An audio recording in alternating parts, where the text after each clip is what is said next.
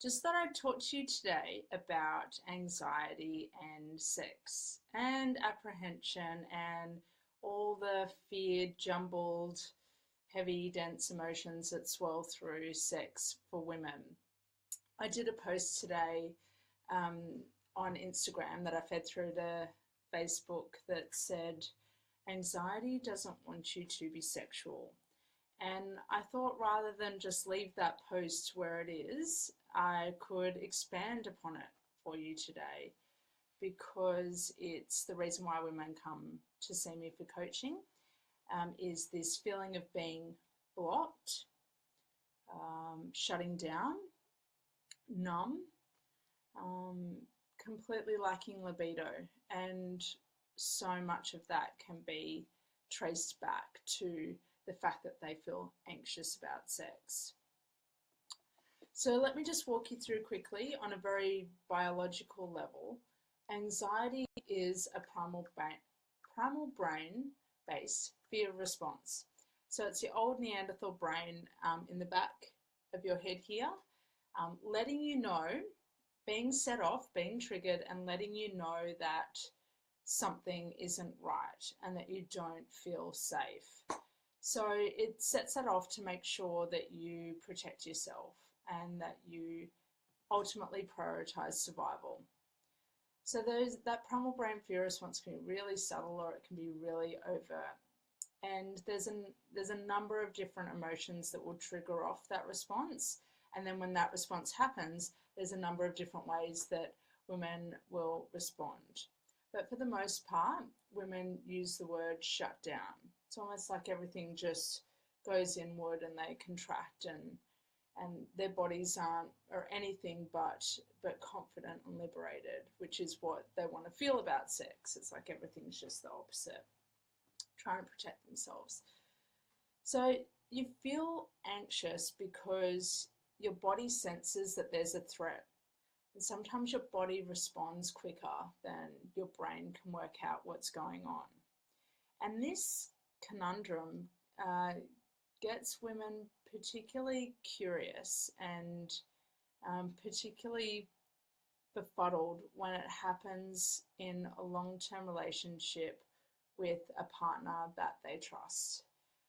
It just doesn't feel like it makes sense that they love their partner, that everything else in their lives and the way that they relate is going beautifully, and it comes to sex and there's just this big barricade there, and ultimately this primal brain fear response, this desire to avoid sex at all costs.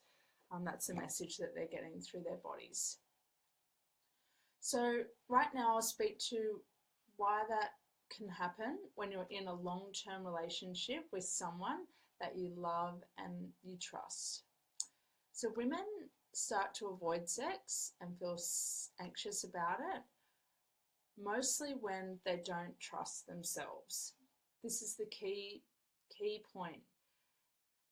When everything in their environment is top-notch, well looked after, considered, pleasing, feels safe, and yet that response still happens, it's probably because she doesn't trust herself. And this isn't to be underestimated or minimized in any way. Women need to trust themselves in order to be comfortable with their sexuality. And when they don't feel comfortable about sexuality, or they don't feel comfortable about their intuition, if they don't trust it, if they don't trust their own judgment, they can shut down. Because how can they be open? How can they reveal or be vulnerable or soft or feminine when they don't trust what that's going to look like, and they don't trust that they'll be safe in that. So it's a bit of a control aspect going on, in that they want things to look and be a certain way. When they don't know what that is, it causes shutdown. Really common, really normal. really common and really normal because we've had 4 billion messages that we should outsource our decision making, outsource our sexuality, outsource our libido. What I mean by outsource is that it's almost like we have been given the message that we're not responsible, that we should be passive and have someone else work out our pleasure and have someone else take the lead. And that leaves us in the dark. That leaves us in the dark about where our sexuality is, what it is, full stop, where our pleasure is, what our bodies look like. So many women have never ever seen their sexual reproductive anatomy in any way. Even getting to 30s and beyond. And I mean, that in itself is a cause of shutdown, of calling your anatomy down there, not giving it a name, not acknowledging it, not saying it. So we've received lots of messages that almost as if we can't be trusted with our bodies. And there's big movements in the states right now, obviously around Planned Parenthood and the fact that this is still going on, that that men are making decisions about women's bodies. And so we're still getting that data and that information that we don't know best, and that we shouldn't trust our intuition, we shouldn't trust ourselves. So I hope this is starting to sort of click into place.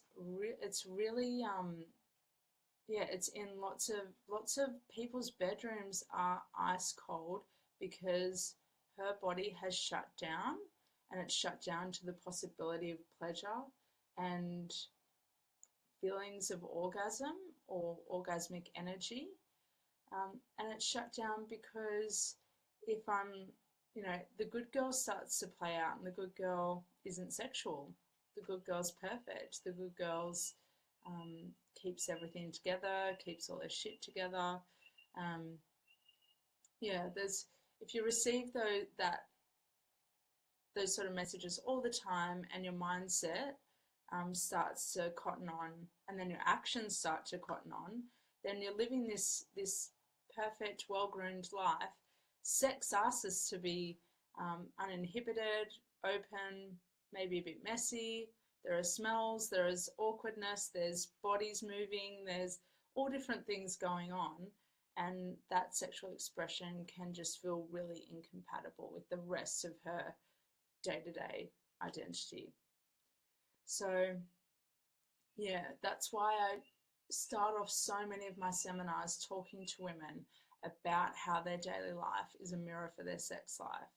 And if you don't want to look at your daily life, then your sex life is never ever going to get better. You have to look at your daily life and what's going on there. And another tip is you have choice around what you expose yourself to and what messages you expose yourself to. You might not have complete 100% choice, 100% control 100% of the time, but you can start to unfollow things on social media that really feed that sense of perfectionism. Good girl, this is what you should look like, this is how you should feel, this is what you should do, this is who the cool wife is, this is blah, all that stuff. You can unfollow. You really can unfollow, because that's probably feeding your anxiety.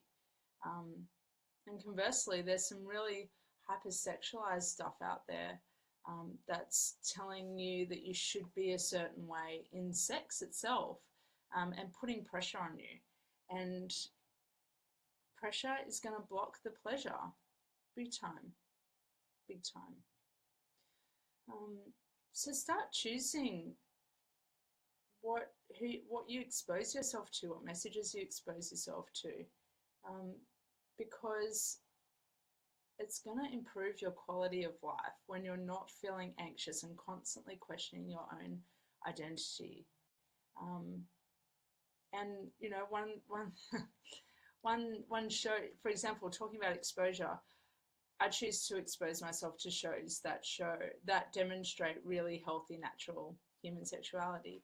And that's why I love Girls, the HBO show, because it's so natural, and there is, that bit of anxiety and that questioning and body image, and it just shows how normal all of these mindsets and approaches to sex are, and how it is messy and it's real, and it can be quick and dirty, or not necessarily love making, and really natural. So